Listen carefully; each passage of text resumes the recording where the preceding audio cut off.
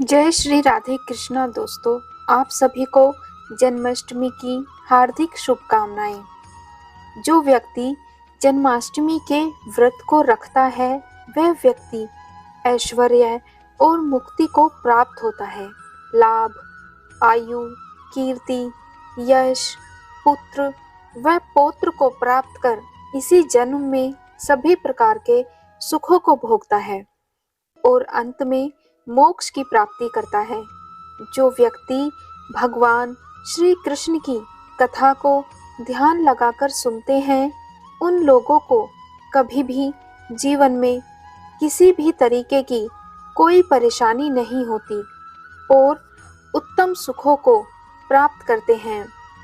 तो आइए सुनते हैं जन्माष्टमी की व्रत कथा। एक बार राजा इंद्र ने नारद जी से कहा, हे ब्रह्मपुत्र, हे मुनियों में श्रेष्ठ, सभी शास्त्रों के ज्ञाता, हे देव, व्रतों में उत्तम उस व्रत को बताइए जिस व्रत से मनुष्यों को मुक्ति और लाभ प्राप्त हो, तथा हे ब्राह्मण, उस व्रत से प्राणियों को भोग व मोक्ष भी प्राप्त हो जाए।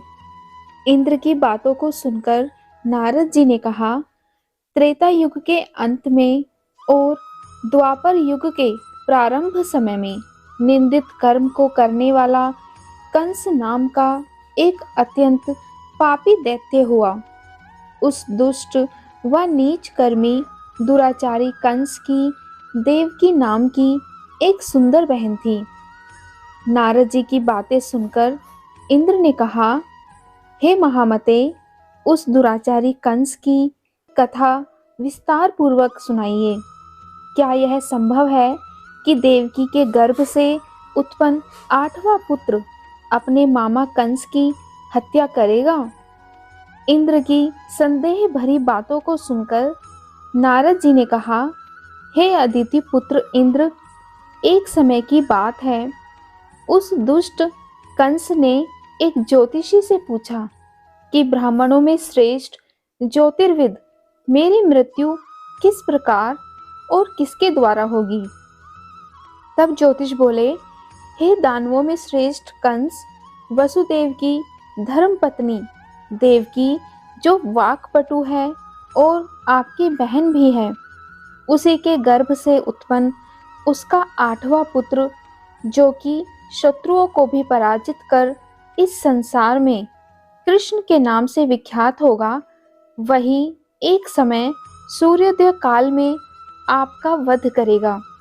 ज्योतिष की बातें सुनकर कंस ने कहा, हे द्विज, बुद्धिमानों में अग्रण्य, अब आप यह बताइए कि देवकी का 8वां पुत्र किस मास में किस दिन मेरा वध करेगा। ज्योतिष बोले, हे महाराज, माघ मास की शुक्ल पक्ष की तिथि को 16 कलाओं से पूर्ण श्री कृष्ण से आपका युद्ध होगा। उसी युद्ध में वे आपका वध करेंगे। इसीलिए हे महाराज, आप अपनी रक्षा यत्न पूर्वक करें। इतना बताने के पश्चात नारद जी ने इंद्र से कहा कि ज्योतिष द्वारा बताए गए समय पर कंस की मृत्यु कृष्ण के हाथ निसंदेह होगी। तब इंद्र ने कहा, हे मुनि, उस दुराचारी कंस की कथा का वर्णन कीजिए और बताइए कि कृष्ण का जन्म कैसे होगा तथा कंस की मृत्यु कृष्ण द्वारा किस प्रकार होगी। इंद्र की बातों को सुनकर नारद जी ने पुनः कहना प्रारंभ किया। उस दुराचारी कंस ने अपने एक द्वारपाल से कहा कि मेरी इस प्राणों से प्रिय बहन की पूर्ण सुरक्षा करना। द्वारपाल ने कहा, ऐसा ही होगा। तब कंस के जाने के पश्चात उसकी छोटी बहन दुखी होते हुए जल लेने के बहाने घड़ा लेकर तालाब पर गई। उस तालाब के किनारे एक घनघोर वृक्ष के नीचे बैठकर देवकी रोने लगी। उसी समय एक सुंदर स्त्री जिसका नाम यशोदा था, उसने आकर देवकी से प्रिय वाणी में कहा, हे कांते, इस प्रकार तुम क्यों विलाप कर रही हो? अपने रोने का कारण मुझसे कहो। तब दुखी होकर देवकी ने यशोदा से कहा कि हे बहन, नीच कर्मों में आसक्त दुराचारी मेरा ज्येष्ठ भ्राता कंस है। उस दुष्ट भ्राता ने मेरे कई पुत्रों का वध कर दिया। इस समय मेरे गर्भ में 8वां पुत्र है, वह इसका भी वध कर डालेगा। इस बात में किसी प्रकार का संशय या संदेह नहीं है, क्योंकि मेरे ज्येष्ठ भ्राता को यह भय है कि मेरे अष्टम पुत्र से उसकी मृत्यु होगी। देवकी की बातें सुनकर यशोदा ने कहा, हे बहन, विलाप मत करो, मैं भी गर्भवती हूँ। यदि मुझे कन्या हुई तो तुम अपने पुत्र के बदले उस कन्या को ले लेना। इस प्रकार तुम्हारा पुत्र कंस के हाथों मारा नहीं जाएगा। इसके पश्चात कंस ने अपने द्वारपाल से पूछा, देवकी कहाँ है? इस समय वह दिखाई नहीं दे रही है। तब द्वारपाल ने कंस से नम्र वाणी में कहा, हे महाराज, आपकी बहन जल लेने तालाब पर गई हुई है। यह सुनते ही कंस क्रोधित हो उठा और उसने द्वारपाल को उसी स्थान पर जाने को कहा जहां वह गई हुई थी। द्वारपाल की दृष्टि तालाब के पास देवकी पर पड़ी। तब उसने कहा कि आप किस कारण से यहाँ आई हैं? उसकी बातें सुनकर देवकी ने कहा कि मेरे गृह में जल नहीं था, जिसे लेने मैं जलाशय पर आई हूँ। इसके पश्चात देवकी अपने घर चली गई। कंस ने पुनः द्वारपाल से कहा कि इस घर में मेरी बहन की तुम पूरी तरह से रक्षा करना। अब कंस को इतना भय लगने लगा कि घर के भीतर दरवाजों में विशाल ताले बंद करवा दिए और दरवाजे के बाहर दैत्य और राक्षसों को पहरेदारी के लिए नियुक्त कर दिया। अब कंस हर प्रकार से अपने प्राणों को बचाने के प्रयास कर रहा था। एक समय सिंह राशि के सूर्य में आकाश मंडल में जलाधारी मेघों ने अपना प्रभुत्व स्थापित किया। भादो मास की कृष्ण पक्ष की अष्टमी तिथि को घनघोर अर्धरात्रि थी। उस समय चंद्रमा भी वृष राशि में था। रोहिणी नक्षत्र बुधवार के दिन सौभाग्य योग से संयुक्त चंद्रमा के आधी रात में उदय होने पर आधी रात के उत्तर एक घड़ी जब हो जाए तो श्रुति स्मृति पुराणोयुक्त फल निसंदेह प्राप्त होता है। इस प्रकार बताते हुए नारद जी ने इंद्र से कहा कि ऐसे विजय नामक शुभ मुहूर्त में श्री कृष्ण का जन्म हुआ और श्री कृष्ण के प्रभाव से ही उसी क्षण बंदी गृह के दरवाजे स्वयं खुल गए। द्वार पर पहरा देने वाले पहरेदार राक्षस सभी मूर्छित हो गए। देवकी ने उसी क्षण अपने पति वसुदेव से कहा, हे स्वामी, आप निद्रा का त्याग करें और मेरे इस अष्टम पुत्र को गोकुल में ले जाएं। वहां इस पुत्र को नंद गोप की धर्मपत्नी यशोदा को दे दें। उस समय यमुना जी पूर्ण रूप से बाढ़ग्रस्त थी, किंतु जब वसुदेव जी बालक कृष्ण को सूप में लेकर यमुना जी को पार करने के लिए उतरे, उसी क्षण बालक के चरणों का स्पर्श होते ही यमुना जी अपने पूर्व स्थिर रूप में आ गई। किसी प्रकार वसुदेव जी गोकुल पहुँचे और नंद के घर में प्रवेश कर उन्होंने अपना पुत्र तत्काल उन्हें दे दिया और उनके बदले में उनकी कन्या ले ली। वे तत्क्षण वहां से वापस आकर कंस के बंदी गृह में पहुंच गए। प्रातःकाल जब सभी राक्षस पहरेदार निद्रा से जागे तो कंस ने द्वारपाल से पूछा कि अब देवकी के गर्भ से क्या हुआ, इस बात का पता लगाकर मुझे बताओ। द्वारपालों ने महाराज की आज्ञा को मानते हुए कारागार में जाकर देखा तो वहां देवकी की गोद में एक कन्या थी, जिसे देखकर द्वारपालों ने कंस को सूचित किया, किंतु कंस को तो उस कन्या से भय होने लगा। इसीलिए वह स्वयं कारागार में गया और उसने देवकी की गोद से कन्या को झपट लिया और उसे एक पत्थर की चट्टान पर पटक दिया, किंतु वह कन्या विष्णु की माया से आकाश की ओर चली गई और अंतरिक्ष में जाकर विद्युत के रूप में परिणित हो गई। उसने कंस से कहा, हे दुष्ट, तुझे मारने वाला गोकुल में नंद के घर में उत्पन्न हो चुका है और उसी से तेरी मृत्यु निश्चित है। मेरा नाम तो वैष्णवी है। मैं संसार के कर्ता भगवान विष्णु की माया से उत्पन्न हुई और इतना कहकर वह स्वर्ग की ओर चली गई। उस आकाशवाणी को सुनकर कंस क्रोधित हो उठा।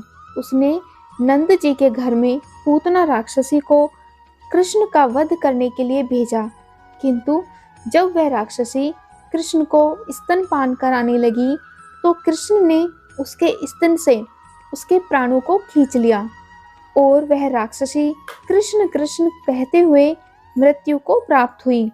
जब कंस को पूतना की मृत्यु का समाचार प्राप्त हुआ तो उसने कृष्ण का वध करने के लिए क्रमशः केशी नामक दैत्य को अशु के रूप में, उसके पश्चात अरिष्ट नामक दैत्य को बैल के रूप में भेजा, किंतु ये दोनों भी कृष्ण के हाथों मृत्यु को प्राप्त हुए। इसके पश्चात कंस ने कालप्याख्य नामक दैत्य को कौवे के रूप में भेजा, किंतु वह भी कृष्ण के हाथों मारा गया। अपने बलवान राक्षसों की मृत्यु के आघात से कंस अत्यधिक भयभीत हो गया। उसने द्वारपालों को आज्ञा दी कि नंद को तत्काल मेरे समक्ष उपस्थित करो। द्वारपाल नंद को लेकर जब उपस्थित हुए तब कंस ने नंद जी से कहा कि यदि तुम्हें अपने प्राणों को बचाना है तो पारिजात के पुष्प ले जाओ। यदि तुम नहीं ला पाए तो तुम्हारा वध निश्चित है। कंस की बातों को सुनकर नंद ने ऐसा ही होगा कहा और अपने घर की ओर चले गए। घर जाकर उन्होंने संपूर्ण वृतांत अपनी पत्नी यशोदा को सुनाया, जिसे श्री कृष्ण भी सुन रहे थे। एक दिन श्री कृष्ण अपने मित्रों के साथ यमुना नदी के किनारे गेंद खेल रहे थे और अचानक स्वयं गेंद को यमुना में फेंक दिया। यमुना में गेंद फेंकने का मुख्य उद्देश्य यही था कि वे किसी प्रकार पारिजात पुष्पों को ले आएं। अतः वे कदम के वृक्ष पर चढ़कर यमुना में कूद पड़े। कृष्ण के यमुना में कूदने का समाचार श्रीधर नामक गोपाल ने यशोदा को सुनाया। यह सुनकर यशोदा भागती हुई यमुना नदी के किनारे आ पहुंची और उसने यमुना नदी की प्रार्थना करते हुए कहा, हे यमुना, यदि मैं बालक को देखूंगी तो भाद्रपद मास की रोहिणी युक्त अष्टमी का व्रत अवश्य करूंगी, क्योंकि दया, दान, सज्जन, प्राणी, ब्राह्मण कुल में जन्म रोहिणी युक्त अष्टमी, गंगाजल एकादशी, गया श्राद्ध और रोहिणी व्रत ये सभी दुर्लभ हैं। हजारों अश्वमेध, सहस्रों राजस्व यज्ञ, दान, तीर्थ और व्रत करने से जो फल प्राप्त होता है वह सब कृष्णाष्टमी के व्रत को करने से प्राप्त हो जाता है। यह बात नारद ऋषि ने इंद्र से कही। इंद्र ने कहा, हे मुनियों में श्रेष्ठ नारद, यमुना नदी में कूदने के बाद उस बाल रूपी कृष्ण के पाताल में जाकर क्या किया, यह संपूर्ण वृतांत भी बताइए। नारद ने कहा, हे इंद्र, पाताल में उस बालक से नागराज की पत्नी ने कहा कि तुम यहाँ क्या कर रहे हो और कहाँ से आए हो, तुम्हारा यहाँ आने का क्या प्रयोजन है। नागपत्नी बोली, हे कृष्ण, क्या तूने धृत कीड़ा की है जिसमें अपना समस्त धन हार गया है? यदि यह बात ठीक है तो कंकड़, मुकुट और मणियों का हार लेकर अपने घर में चले जाओ, क्योंकि इस समय मेरे स्वामी शयन कर रहे हैं। यदि वे उठ गए तो वे तुम्हारा भक्षण कर जाएंगे। नागपत्नी की बातें सुनकर कृष्ण ने कहा, हे कांते, मैं किस प्रयोजन से यहाँ आया हूँ यह वृतांत मैं तुम्हें बताता हूँ। समझ लो, मैं कालिया नाग के मस्तक को कंस के साथ धृत कीड़ा में हार चुका हूँ और वही लेने आया हूँ। बालक कृष्ण की इस बात को सुनकर नागपत्नी अत्यंत क्रोधित हो उठी और अपने सोए हुए पति को उठाते हुए उसने कहा, हे स्वामी, आपके घर यह शत्रु आया है, अतः आप इसका हनन कीजिए। अपनी स्वामिनी की बातों को सुनकर कालिया नाग निद्रावस्था से जाग पड़ा और बालक कृष्ण से युद्ध करने लगा। इस युद्ध में कृष्ण को मूर्छा आ गई। उसी मूर्छा को दूर करने के लिए उन्होंने गरुड़ का स्मरण किया। स्मरण होते ही गरुड़ वहां आ गए। श्री कृष्ण अब गरुड़ पर चढ़कर कालिया नाग से युद्ध करने लगे और उन्होंने कालिया नाग को युद्ध में पराजित कर दिया। अब कालिया नाग ने भली भांति जान लिया था कि मैं जिनसे युद्ध कर रहा हूँ वे भगवान विष्णु के अवतार श्री कृष्ण ही हैं। अतः उन्होंने कृष्ण के चरणों में साष्टांग प्रणाम किया और पारिजात से उत्पन्न बहुत से पुष्पों को मुकुट में रखकर कृष्ण को भेंट किया। जब कृष्ण चलने को हुए तब कालिया नाग की पत्नी ने कहा, हे स्वामी, मैं कृष्ण को नहीं जान पाई। हे जनार्दन, मंत्र रहित, क्रिया रहित, भक्ति भाव रहित मेरी रक्षा कीजिए। हे प्रभु, मेरे स्वामी, मुझे वापस दे दें। तब श्री कृष्ण ने कहा, हे सर्पिणी, दैत्यों में जो सबसे बलवान है, उस कंस के सामने मैं तेरे पति को ले जाकर छोड़ दूंगा, अन्यथा तुम अपने घर को चली जाओ। अब श्री कृष्ण कालिया नाग के फन पर नृत्य करते हुए यमुना नदी के ऊपर आ गए। तदंतर कालिया की फुंकार से तीनों लोग कंपायमान हो गए। अब कृष्ण कंस की मथुरा नगरी को चल दिए। वहां कमल पुष्पों को देखकर यमुना के मध्य जलाशय में वह कालिया सर्प भी चला गया। इधर कंस भी विस्मित हो गया तथा कृष्ण प्रसन्नचित्त होकर गोकुल लौट आए। उनके गोकुल आने पर उनकी माता यशोदा ने विभिन्न प्रकार के उत्सव किए। अब इंद्र ने नारद जी से पूछा, हे महामुने, संसार में बालक श्री कृष्ण के आने पर अत्यधिक आनंदित हुए। आखिर श्री कृष्ण ने क्या क्या चरित्र किया, वह सभी आप मुझे बताने की कृपा करें। नारद ने इंद्र से कहा, मन को हरने वाला मथुरा नगर यमुना नदी के दक्षिण भाग में स्थित है। वहां कंस का महाबलशाली भाई चाणूर रहता था।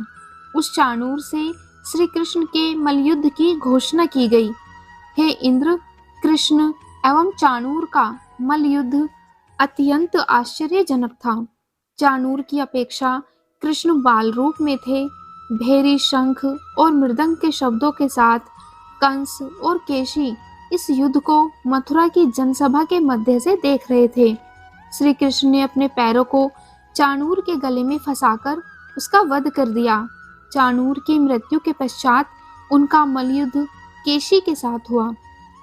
अंत में केशी भी युद्ध में कृष्ण के द्वारा मारा गया। केशी के मृत्यु उपरांत मलयुद्ध देख रहे सभी प्राणी श्री कृष्ण की जय जयकार करने लगे। बालक कृष्ण द्वारा चाणूर और केशी का वध होना कंस के लिए अत्यंत हृदय विदारक था। अतः उसने सैनिकों को बुलाकर उन्हें आज्ञा दी कि तुम सभी अस्त्रों और शस्त्रों से सुसज्जित होकर कृष्ण से युद्ध करो। हे इंद्र, उसी क्षण कृष्ण ने गरुड़, बलराम तथा सुदर्शन चक्र का ध्यान किया, जिसके परिणाम स्वरूप बलदेव जी सुदर्शन चक्र लेकर गरुड़ पर आरूढ़ होकर आए। उन्हें आता देख बालक कृष्ण ने सुदर्शन चक्र को उनसे लेकर स्वयं गरुड़ की पीठ पर बैठकर न जाने कितने ही राक्षसों और दैत्यों का वध कर दिया। कितनों के शरीर अंग भंग कर दिए। जब अंत में केवल दुराचारी कंस ही बच गया तो कृष्ण ने कहा, हे दुष्ट, अधर्मी, दुराचारी, अब मैं इस महायुद्ध स्थल पर तुझसे युद्ध कर तेरा वध करके इस संसार को तुझसे मुक्त कराऊंगा। यह कहते हुए श्री कृष्ण ने उसके केशों को पकड़ लिया और कंस को घुमाकर पृथ्वी पर पटक दिया, जिससे वह मृत्यु को प्राप्त हुआ। कंस के मरने पर देवताओं ने शंख घोष व पुष्प वृष्टि की। वहां उपस्थित समुदाय श्री कृष्ण की जय जयकार कर रहा था। कंस की मृत्यु पर नंद, देवकी, वसुदेव, यशोदा और इस संसार के सभी प्राणियों ने हर्ष पर्व मनाया। ये थी कृष्ण जन्माष्टमी की संपूर्ण कथा, जिसमें कृष्ण जन्म से लेकर कंस के वध तक की कथा मैंने आपको सुनाई। उम्मीद है आपको वीडियो पसंद आई होगी। अगर आपको वीडियो पसंद आए तो वीडियो को लाइक और चैनल को सब्सक्राइब जरूर करिएगा। जय श्री कृष्णा।